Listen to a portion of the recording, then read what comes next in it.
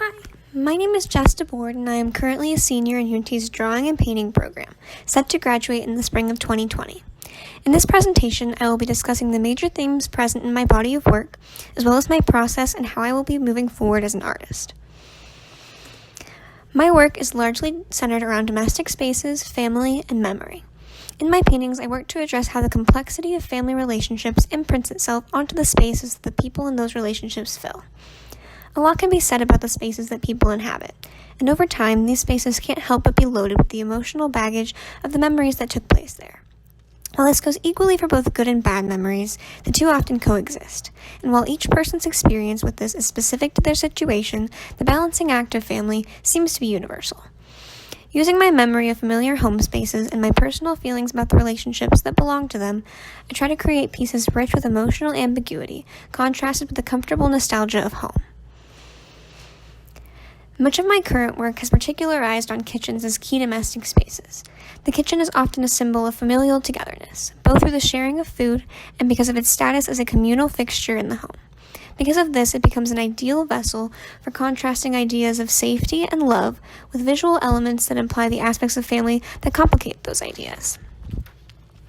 The inherent hominess of the kitchen provides a good backbone when depicting more complicated relationships, and provides an important play that keeps the work from being too weighed down.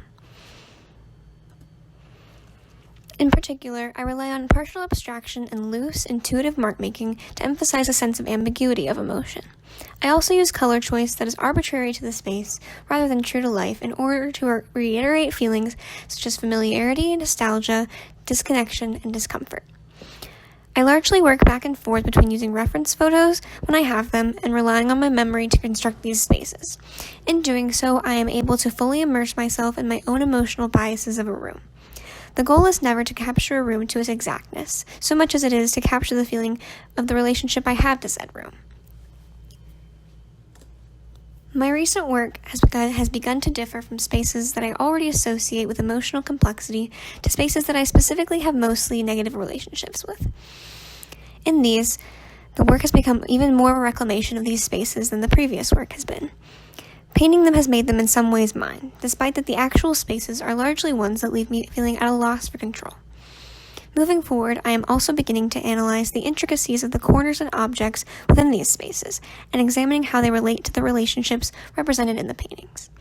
I hope that in the future this will lead me to new, unexplored aspects of the themes that I'm interested in, and will give me more insight into the ways that I associate these rooms. And that brings us to the end of this presentation. I hope that you enjoy getting a small glimpse of my work, and thank you so much for listening.